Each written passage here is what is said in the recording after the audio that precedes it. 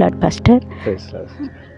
நீதிமொழிகள் 17:19 வாது பிரியன் பாதக பிரியன் தன் வாசலை உயர்த்தி கட்டுகிறவன் அழிவை நாடுகிறான். இந்த வசனம் எதை பற்றி தெரிவிக்கிறது?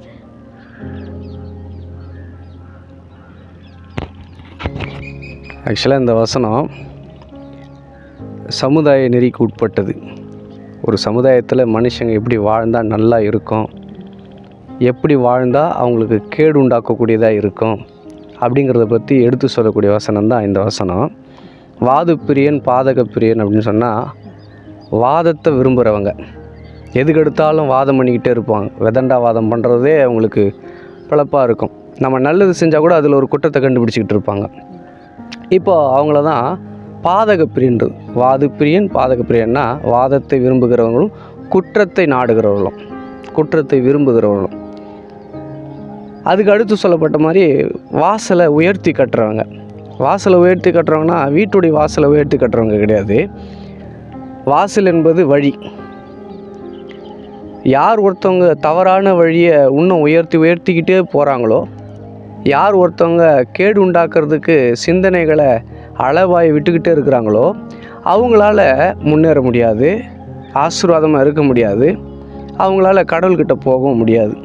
அதை தான் இந்த இடத்துல வசனம் சொல்லித்தருது. வாது பிரியன் பாதக பிரியன் தன் வாசலை உயர்த்தி கட்டுகிறவன் அழிவை நாடுகிறான். அப்போ இவங்களுக்கு எது தான் சொத்தாக வந்து மாறும், எது தான் பரிசாக வந்து மாறுன்னா அழிவு. அழிவுன்னு சொன்னால் அவ்வளோதான், ஒன்றும் இல்லை. இந்த அழிவுன்றது ரொம்ப ரொம்ப ரொம்ப ரொம்ப ரொம்ப மோசமான ஒரு விஷயம். எல்லாரும் விருப்பப்படுறது கிடையாது. ஆனால் நிறைய பேர் அதை விருப்பத்தோடு ஏற்றுக்கிறாங்க. நிறைய பேருக்கு அது அழிவுன்னு தெரியாமலே உள்ளே நுழைஞ்சி விளையாடுறாங்க. இன்றைக்கி நாட்டுக்கு நாடு யுத்தம், ஊருக்கு ஊர் கலவரம், மதத்தின் பெயரால், மொழியின் பெயரால், உணவின் பெயரால், உடையின் பெயரால், இப்படி கடவுள் எழுதி கொடுத்த சட்டத்திட்டங்களை மதிக்காமல் தங்களுக்குன்னு சொந்த காரியங்களை வகுத்துக்கிட்டு இப்படி பின்வாங்கி போகிறாங்க. இப்படி பின்வாங்கி போகிறவங்களுக்கு எது பரிசாக இருக்குதுன்னா, வேதம் சொல்லுது அழிவு தான் பரிசாக இருக்குது. இதை பார்த்து கொண்டிருக்கிறவங்க யாராக இருந்தாலும் சரி, நான் உங்களை பார்த்து சொல்லுகிறேன், நல்ல வார்த்தையை பயன்படுத்துங்க. கோபம் கொண்டாலும் பாவம் செய்யாமல்,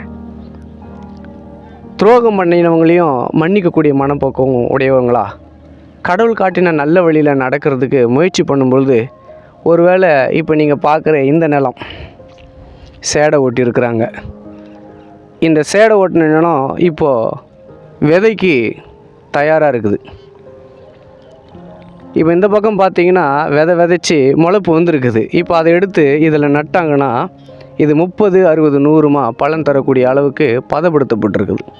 நம்முடைய வாழ்க்கையும் சரி, கடவுளுக்கு உகந்தபடி நாம் நம்மளை பதப்படுத்தி பக்குவப்படுத்தி ஒப்பு கொடுக்கும்போது, கடவுளுடைய வார்த்தையை கேட்க கடவுளுடைய வார்த்தையின்படி செய்ய நம்ம ஆசீர்வாதத்துக்குள்ளாக போவோம், அழிவுக்குள்ளாக போக மாட்டோம்.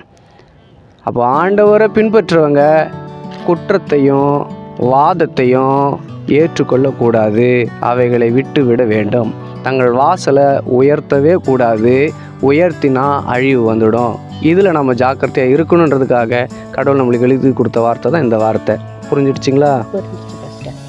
புரிஞ்சிச்சு pastor. Thank you. God bless you.